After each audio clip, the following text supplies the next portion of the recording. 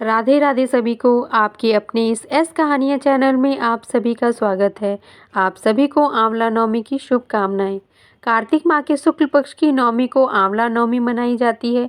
धार्मिक शास्त्रों के अनुसार इसे अक्षय नवमी भी कहा जाता है, क्योंकि इस दिन किया गया कोई भी शुभ कार्य अक्षय फल देने वाला होता है, यानी उसके शुभ फल में कभी भी कमी नहीं आती। इस दिन आंवला के वृक्ष की पूजा करके उसके नीचे बैठकर भोजन करने का बड़ा महत्व है। आंवला नवमी के दिन भगवान श्री कृष्ण ने वृंदावन गोकुल की गलियां छोड़कर मथुरा प्रस्थान किया था। संतान तथा पारिवारिक सुखों की प्राप्ति के लिए आंवला या अक्षय नवमी पर व्रत रखा जाता है। इस साल 10 नवंबर 2024 को रविवार को आंवला नवमी मनाई जा रही है। आंवला नवमी व्रत के समय यह कहानी कही और सुनी जाती है। आगे कहानी सुनने से पहले थोड़ा सा समय निकालकर मेरे इस चैनल को सब्सक्राइब कर लें। यह कथा आप सभी को अच्छी लगे तो इस कथा को लाइक करें। एक राजा था, उसका प्रण था वह रोज 1.25 मन आंवले दान करके ही खाना खाता था। इससे उसका नाम आंवल्या राजा पड़ गया। एक दिन उसके बेटे बहू ने सोचा कि राजा इतने सारे आंवले रोजाना दान करते हैं, इस प्रकार तो एक दिन सारा खजाना खाली हो जाएगा। इसलिए बेटे ने राजा से कहा कि उसे इस तरह दान करना बंद कर देना चाहिए। बेटे की बात सुनकर राजा को बहुत दुख हुआ और राजा रानी महल छोड़कर बियाबान जंगल में जाकर बैठ गए। राजा रानी आंवला दान नहीं कर पाए और प्रण के कारण कुछ खाया नहीं। जब भूखे प्यासे रहते हुए 7 दिन हो गए, तब भगवान ने सोचा कि यदि मैंने इसका प्रण और सत नहीं रखा तो इसका विश्वास चला जाएगा। इसलिए भगवान ने जंगल में ही महल, राज्य और बाग बगीचे सब बना दिए और ढेरों आंवले के पेड़ लगा दिए। सुबह राजा रानी उठे तो देखा कि जंगल में उनके राज्य से भी दुगना राज्य बसा हुआ है। राजा रानी से कहने लगे, रानी देख, कहते हैं सत मत छोड़ो सूरमा, सत छोड़या पत जाए, सत की छोड़ी लक्ष्मी फिर मिलेगी आए। आओ नहा धोकर आंवले दान करें और भोजन करें।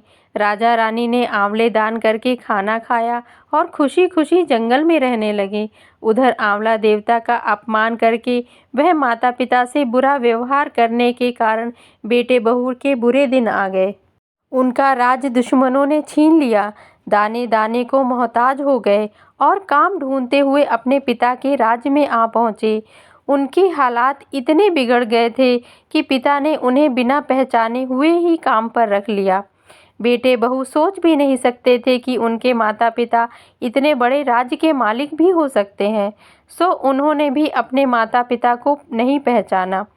एक दिन बहू ने सास के बाल गूंथते समय उनकी पीठ पर मसा देखा। उसे यह सोचकर रोना आने लगा कि ऐसा मसा मेरी सास के भी था।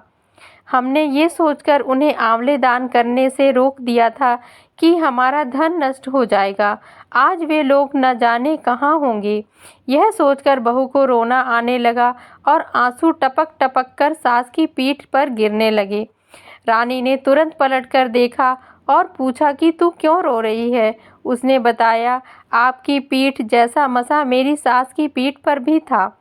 हमने उन्हें आंवले दान करने से मना कर दिया था, इसलिए वे घर छोड़कर कहीं चले गए। तब रानी ने उन्हें पहचान लिया, सारा हाल पूछा और अपना हाल बताया। अपने बेटे बहू को समझाया कि दान करने से धन कम नहीं होता बल्कि बढ़ता है।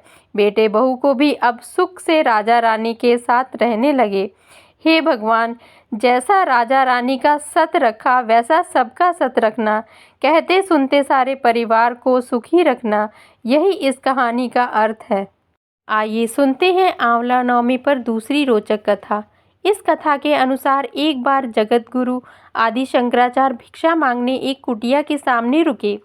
वहाँ एक बूढ़ी औरत रहती थी जो अत्यंत गरीब और दयनीय स्थिति में थी। शंकराचार्य की आवाज़ सुनकर वह बूढ़ी औरत बाहर आई। उसके हाथ में एक सूखा आंवला था। वह बोली, महात्मने, मेरे पास इस सूखे आंवले के सिवाय कुछ नहीं है जो आपको भिक्षा में दे सकूं। शंकराचार्य को उसकी स्थिति पर दया आ गई और उन्होंने उसी समय उसकी मदद करने का प्रण लिया। उन्होंने अपनी आंखें बंद की और मंत्र रूपी 22 श्लोक बोले। ये 22 श्लोक कनकधारा स्रोत के श्लोक थे।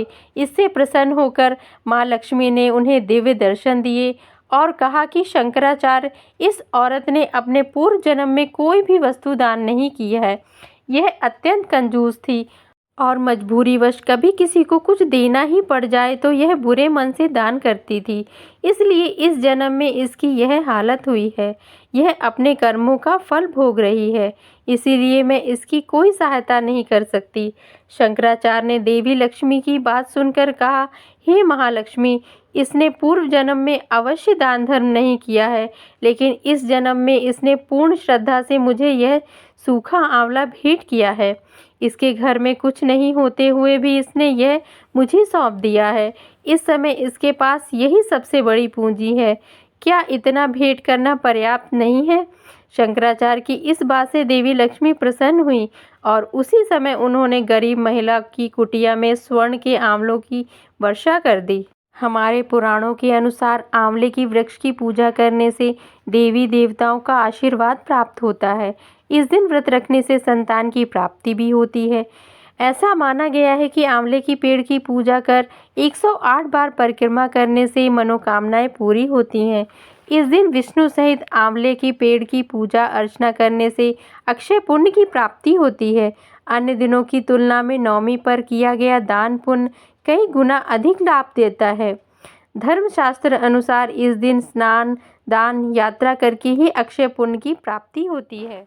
आप सभी को मेरी यह जानकारी अच्छी लगी हो तो मेरे इस चैनल को सब्सक्राइब कर लें, इस वीडियो को लाइक करें और कमेंट बॉक्स में राधे राधे ज़रूर लिखें। राधे राधे।